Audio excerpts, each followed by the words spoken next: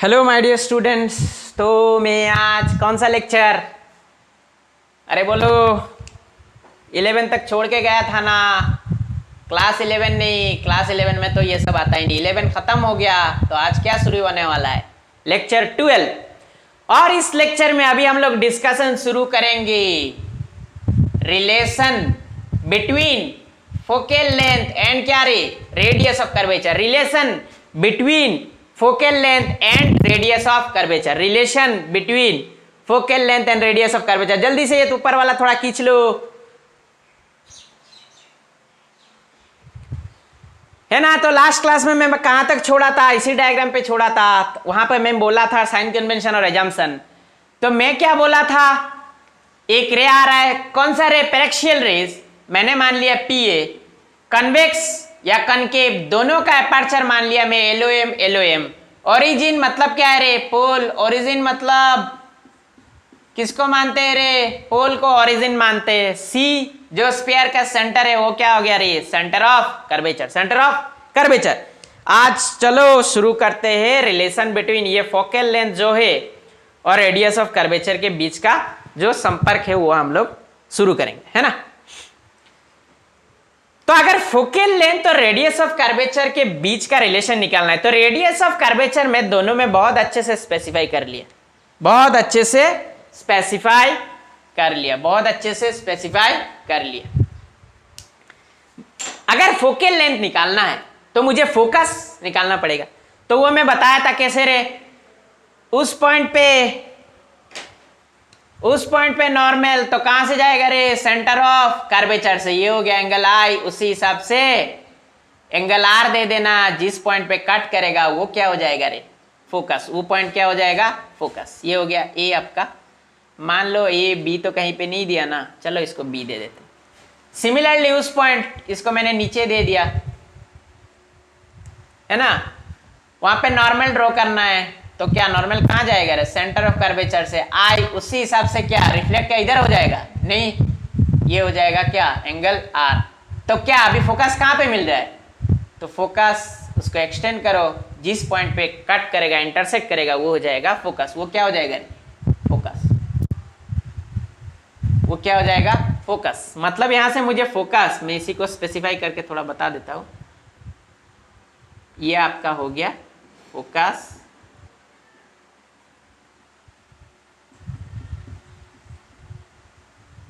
ये भी हो गया आपका फोकस। अब बताओ, ये कॉनकेव मिरर है, फोकस पोल से अगर गिनती शुरू करेंगे तो इस डायरेक्शन में, अगेंस्ट द इंसिडेंट, इंसिडेंट से लेफ्ट से राइट और तुम हिसाब कर रहे हो राइट से लेफ्ट, है ना। तो ये फोकल लेंथ निगेटिव या पॉजिटिव, फोकल लेंथ निगेटिव या पॉजिटिव, बताता क्यों नहीं है रे, निगेटिव। और इधर फोकल लेंथ क्या हो जाएगा रे, पॉजिटिव। इधर फोकल लेंथ पॉजिटिव, हो गया ना। आगे बढ़ते, बड़े अच्छे से देखना। मैं तो मुंह ऐसे ही बता सकता हूं, लेकिन फिर भी देखो, from laws of reflection, laws of reflection,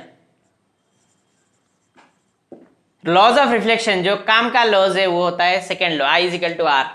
यहां पे बताओ, तो मैं यहां पर क्या लिख सकता हूं, P A C, angle P A C is equal to angle C A F या फिर एफ ए सी, जो भी हो। मैं मान लो लिख लिया F A C, P A सी या फिर सी ए पी, वो क्या हो गया, angle I. C A F या फिर एफ ए सी, वो क्या हो गया, एंगल आर। इधर भी जाओगे तो सेम, पी, अच्छा इधर सी का बात नहीं है, इधर मान लो एन, तो मैं लिख ही देता हूं P A N is equal to, इसको मान लेना बी, वो क्या हो जाएगा रे, B A N, B A N. चलो इतना तक क्लियर। ये आई, ये आई, ये आई, ये आई। अच्छा एक चीज मुझे ये बताना, ये अगर एंगल आर है, देखो ये इसका एक्सटेंशन, ये इसका एक्सटेंशन, तो ये भी एंगल आर होना चाहिए। अरे होना चाहिए नहीं चाहिए, ये एंगल आर है तो ये भी एंगल आर होना चाहिए, ऑपोजिट एंगल। तो मैंने मान लो पी ए एन को सही रखा और मैंने बी ए एन को क्या मैं लिख सकता हूं, सी ए एफ या फिर एफ ए सी, क्या नहीं लिख सकता हूं क्या? ये दोनों अपोजिट एंगल है, ये अगर आर है तो ये भी आर होना पड़ेगा, क्योंकि ये नॉर्मल का एक्सटेंशन है और ये रिफ्लेक्टेड रे का एक्सटेंशन है ना? बहुत आसान। एक चीज इधर और मुझे बताओ, ये अगर एंगल आई है तो ये एंगल आई होना चाहिए। आगे का केस क्या था? Opposite angle. ये अगर एंगल आई है तो ये भी एंगल आई होना चाहिए। कैसे बोलोगे? मैं बोलूंगा देख लो, P A parallel to O C, ये तो मानते हो। और ये क्या है? सेम साइड जॉइनर है ना? सेम एंड जॉइनर है, तो ये दोनों एंगल सिमिलर एंगल होगा या नहीं होगा? तो क्या मैं पी ए एन के जगह में लिख सकता हूं एफ सी ए? क्या मैं पी ए एन के जगह पे लिख सकता हूं F C A is equal to F A C? इसमें कोई दिक्कत नहीं होना चाहिए। अच्छा, ये अगर एंगल आई है तो इसको भी मैं क्या लिख सकता हूं? Angle I. कैसे रे? Same P A parallel to C O, ये दोनों अपोजिट एंड जॉइनर है, तो ये एंगल पी ए सी जो है उसको मैं क्या लिख सकता हूं? एफ सी ए। कैसे रे? नहीं लिख सकता हूं क्या? एफ में पी ए एन के जगह में मैंने लिखा था, पी ए एन के जगह पे मैंने लिखा था एफ सी ए। कैसे था? सिमिलरली। सिमिलर था, इसलिए क्या था? ये दोनों एंगल इक्वल थे। सिमिलर था मतलब पी ए एन जो था वहां पे मैंने ये लिखा था एफ सी ए, तो इसलिए पी एन के जगह में मैंने एफ सी ए लिखा। सेम इधर ऑपोजिट था। ऑपोजिट मतलब अगर मैं जो बोला था बी ए एन, वही क्या हो रहा था रे? एफ ए सी। ये ब्रैकेट में मैं रख रहा हूं, ये अलग से ब्रैकेट में रख रहा हूं, है ना? फिर एफ ए सी, पहले बी ए एन को चेंज करके एफ ए सी रखा, पी ए एन को चेंज करके एफ सी ए किया, क्योंकि सिमिलर एंगल है। फिर ये दोनों भी अपने आप इक्वल हो गया। इधर आओगे तो P A parallel to C O, opposite end joiner है, मतलब पी ए सी जो मैं लिखा था, पी ए सी जो मैं लिखा था, क्या वो इजिकल टू एफ सी ए में लिख नहीं सकता? पी ए सी जो था इजिकल टू एफ सी ए, इसको क्या बोलते हैं रे? Adjacent angle. क्या रे? अले बोल, एडजेसेंट एंगल। एडजेसेंट एंगल इधर मैं लिख के दिया, तो मैं क्या पी ए सी के जगह पे लिख देता हूं? क्या पी ए सी के जगह पे क्या लिखूंगा रे? F C A equal to क्या? F A C. बहुत अच्छे से लिखना, बहुत अच्छे से, छोटा मोटा चीज भी सब लिखना। ये क्या था? सिमिलर एंगल, वो था अपोजिट एंगल, ये हो गया क्या? Adjacent angle. तो क्या आ रहा है दोनों केस में? अगर दिखोगे तो ये जो ट्राइंगल है एफ सी ए, दोनों ट्राइंगल में क्योंकि आई इजिकल टू आर है, मतलब ये दोनों एंगल इक्वल है। डिड्यूस भी किया, क्योंकि ये दोनों एंगल इक्वल है, आई इजिकल टू आर होता है, मतलब दो एंगल दोनों केस में एक ट्राइंगल में इक्वल आ रहा है। मतलब क्या मैं बोल सकता हूं ट्राइंगल जो आपका है एफ ए सी, इधर भी सेम एफ ए सी, क्या वो आइसोसेलिस ट्राइंगल नहीं होगा रे? क्या वो आइसोसेलिस ट्राइंगल नहीं होगा? Triangle F A C isosceles triangle नहीं होगा क्या? होगा। एक ट्राइंगल का अगर दो एंगल इक्वल रहता है तो उसका जो एडजेसेंट साइड है, जो तीसरा एंगल पे जाके मिल रहा है, वो दोनों एंगल भी इक्वल होता है ना? एक ट्राइंगल का अगर दो एंगल इक्वल होता है तो उसका जो एडजेसेंट साइड है, जो तीसरा एंगल पे जाके मीट कर रहा है, वो दोनों साइड भी इक्वल होता है। इसीलिए मैं बोला आइसोसेलिस ट्राइंगल, समद्विबाहु त्रिभुज, दो उसका साइड सेम वैल्यू या फिर सेम होगा ये, अगर दो एंगल सेम। हो गया, बहुत आसान। इसको रैप कर रहा हूं।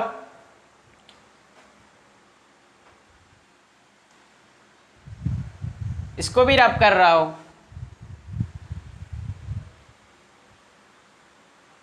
चलो ठीक है, बड़ा अच्छा है, मैं बोल दिया क्या है? आइसोसेलिस ट्राइंगल है। तो आइसोसेलिस ट्राइंगल हो गया, तो साइड क्या हो जाएगा? सेम, उसी का एंगल का रेस्पेक्ट में, मतलब इधर आई है तो उसका रिलेटेड साइड क्या है रे? C F is equal to F.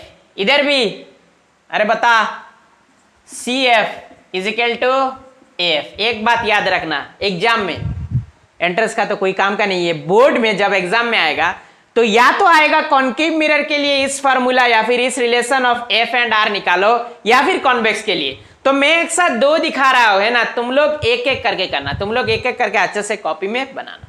एक बार देख लेना वीडियो, फिर रिवाइंड करके दूसरा वाला का भी देख लेना, बड़ा मजा आएगा। हो गया? आप मुझे यहां पे बताओ, CF आया, CF इजिकल टू AF, इसको मैं रब कर रहा हूं, तुम लोग का कॉपी में रहना चाहिए। आप मुझे ये बताओ, मैं यहां पर लिख रहा हूं फॉर पैराक्सियल रेज, क्या ऐसा पैराक्सियल नहीं है? पैराक्सियल है भाई, मैं अच्छे से दिखाने के लिए थोड़ा दूर दिखा रहा हूं, ये बहुत पास में है। चलो मैं पास में दिखाई देता हूं, एक ही दिखाऊंगा। मान लो ये P है, दूर ना लेके इधर अगर पास में लेता, तो क्या ये जो फोकस से ये A पॉइंट है ना, इसमें मैं नहीं दिखा रहा, उसी में दिखा देता, उसमें भी सेम। तो ये जो फोकस से A पॉइंट और फोकस से O पॉइंट दोनों लगभग सेम होगा। मैं क्या बोला? For paraxial rays. Paraxial rays मतलब the rays very near to the principal axis और passing through the small aperture. Passing through the small aperture देख लेना, जब देखोगे अच्छे से, ये ऑलमोस्ट प्लेन है, मतलब इस पॉइंट से हर एक पॉइंट का दूरी लगभग क्या है? सेम रहेगा, अप्रोक्सीमेटली सेम रहेगा। फॉर पैराक्सियल रेज क्या मैं लिख सकता हूं, ये जो AF है it is nothing but equal to OF। Paraxial rays के लिए ये जो AF हो जाएगा और OF, देखो ये थोड़ा कमता जा रहा है ना, है ना, और इधर से एंगल बनता जा रहा है, मतलब ये और ये लाइन सेम हो जाएगा, ऑलमोस्ट सेम हो जाएगा बाय अप्रोक्सीमेशन। अप्रोक्सीमेशन ही तो लेना है ना भाई। तो ये जो AF है, जो प्रिंसिपल एक्सिस का बहुत पास वाला रे है पैराक्सियल रेज, ये AF और OF बिल्कुल इक्वल हो जाएगा लगभग। तो मैं क्या लिख सकता हूं? AF equal to OF। ये जो दूरी रहेगा फॉर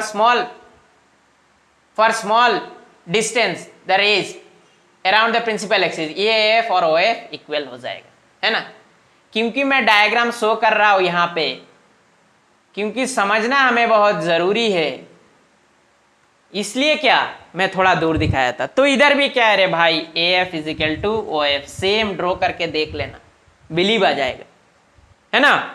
आगे बढ़ते हैं, चल अभी मुझे बताओ यहां पे जो रेडियस ऑफ कर्वेचर जो R, यहां पे क्या है रे?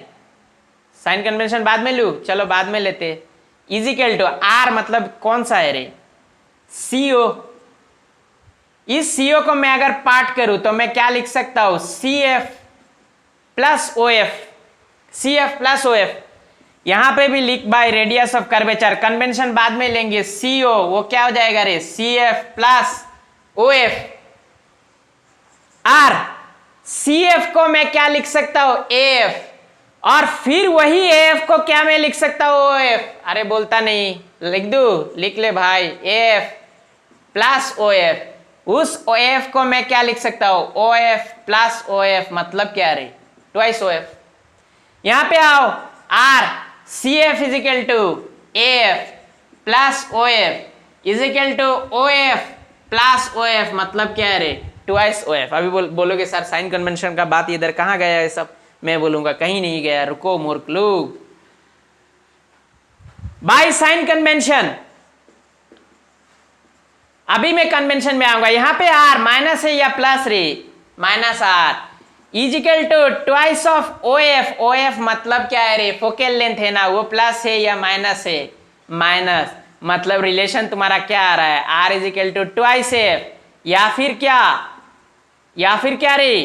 F equal to R by two, F equal to R by two. ये याद रख लेना, अभी से याद रख लेना।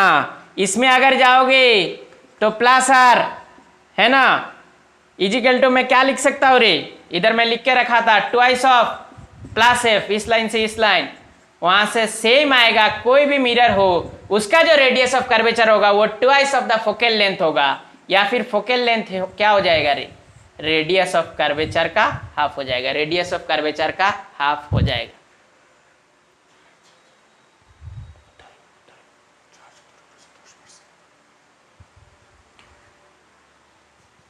हो गया ना। तो ये था सिंपल सा relation between radius of curvature and focal length. हो गया,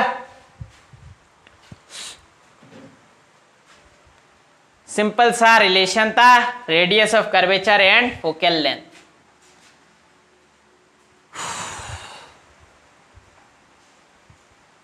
अच्छा मुझे ये बताओ, क्या मैं इमेज का बारे में तुम लोग को याद है प्लेन मिरर में बोला था, image formation by plane mirror, ये खत्म हो गया। चलो मतलब अभी डिस्कशन आरएफ खत्म हो गया, इसमें और इसमें है। इसमें और इसमें जाने से पहले मुझे जानना पड़ेगा इमेज जो मैं डिस्कस किया था प्लेन मिरर में कितना टाइप का था रे। अरे ये कंफ्यूज नहीं होना, ये इमेज का बात कर रहा हूं, नॉट मिरर। रियल था एक और एक था वर्चुअल। मैं मिरर फॉर्मूला में शायद आज भी पहुंच नहीं पाऊंगा क्योंकि इसमें थोड़ा डिस्कशन पे लगा हुआ रहना पड़ेगा। तो एक इमेज ड्रॉ करने के लिए मुझे क्या चाहिए था रे, 2 मिनिमम रेंज। मतलब अभी जो थोड़ा देर पहले मैंने ये रेडियस ऑफ कर्वेचर और फोकल लेंथ का रिलेशन निकाला था, रे कितना लिया था रे, ओनली एक रे से मैं समझा दिया था। लेकिन जब इमेज का बात होगा तो तुम्हें कितना चाहिए, 2 मिनिमम रेंज होना चाहिए, उससे ज्यादा भी लो कोई दिक्कत नहीं। रियल का मतलब प्लेन मिरर में मुझे रियल मिला था क्या, रियली आके काट कर रहा है, जरा भी नहीं मिला था। इधर अभी मिलेगा, आज से मिलना स्टार्ट होगा। रियल मतलब रिफ्लेक्टेड रे इंटरसेक्ट एक्चुअली, क्या रे बोल, रिफ्लेक्टेड रे इंटरसेक्ट एक्चुअली, और उसमें reflected ray does not intersect actually. उसको क्या, जो मैं प्लेन मिरर में बताया, पीछे से एक्सटेंड करके उसको मीटअप किया जा रहा था, तो उसका रेस्पेक्ट में वो मतलब क्या होगा, no actually not, actually cut up नहीं करेगा। अगर एक्चुअली कट करेगा तो रियल इमेज को हम लोग स्क्रीन में पकड़ सकते हैं क्या, बहुत आसान, स्क्रीन में पकड़ना, स्क्रीन में देख लेंगे, स्क्रीन में देख सकते हैं उसको। क्या मैं वर्चुअल को स्क्रीन में देख सकता हूं, जरा भी नहीं। मैं डायग्रामेटिकली शो करूंगा, फील आएगा। नंबर 3, अगर ये रियल इमेज है, सिंगल मिरर का इमेज है, 2-3 मिरर का नहीं, तो मान के चलना उसका इमेज क्या होगा रे, इन्वर्टेड। और अगर वर्चुअल इमेज है तो वो हो जाएगा इरेक्ट मतलब सीधा। मैं दिखाऊंगा, टेंशन मत लो। नंबर 4, और कुछ है बताने का, देख लोगे तुम लोग स्फेरिकल मिरर के लिए रियल इमेज। देखो वर्चुअल इमेज जो बनता है वह मिरर का पीछे बनता है, कोई भी मिरर हो तो वर्चुअल इमेज कहां बनता है, बैक ऑफ द मिरर। और रियल इमेज कहां बनता है रे, front side of the mirror, front side of the mirror, है ना। बस ये जस्ट मैं रखा तुम लोगों के सामने, डिस्कशन को आगे बढ़ाते।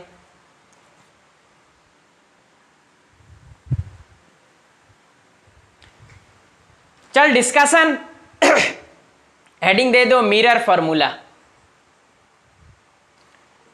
मिरर फॉर्मूला में पैरामीटर क्या क्या रहता है रे, ये याद रखना।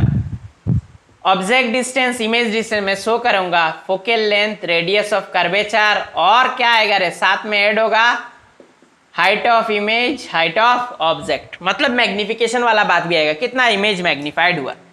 मान लिया जाए एक मिरर है, कौन सा मिरर, अच्छा पहला केस ले लो, नंबर 1 कॉनकेव मिरर।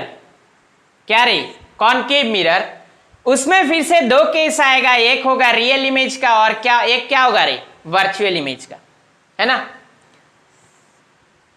अच्छे से मेरे साथ ड्रॉ करते रहो, ओरिजिन, सेंटर ऑफ कर्वेचर, बाद बाकी मुझे अभी नहीं चाहिए। अच्छा क्या क्या पोजीशन हो सकता है, यहां पे एक फोकस होगा जो मिडिल में होगा, ये भी हमें पता है ना। देखो पोजीशन क्या क्या हो सकता है, एक हो सकता है रे इनफाइनाइट कहीं से आ रहा है, कहीं इनफाइनाइट से आ रहा है, कहीं इनफाइनाइट से आ रहा है। एक हो सकता है एक्सटेंडेड ऑब्जेक्ट जो सेंटर ऑफ कर्वेचर से दूर है, थोड़ा दूर है, मतलब in between infinity and centre of curvature में। अब सुनते ही अभी लग रहा है कुछ कुछ सुना होगा क्लास 9-10 में। एक ऑब्जेक्ट में कहां पे रख सकता हूं? सेंटर ऑफ कर्वेचर में। एक ऑब्जेक्ट में कहां पे रख सकता हूं? In between centre of curvature and focus में। ऑब्जेक्ट में फिर से कहां पे रख सकता हूं? फोकस में। ऑब्जेक्ट में फिर से कहां रख सकता हूं? फोकस और पोल के बीच में। पोल में रख सकता हूं क्या? जरा भी नहीं, पोल मिरर का अंदर है। तो कितना पोजीशन है? 1 2 3 4 5 6। ये 6 पोजीशन को हमें बड़ा स्पेसिफिकली जानना पड़ेगा, कहां से कहां क्या इमेज बनने वाला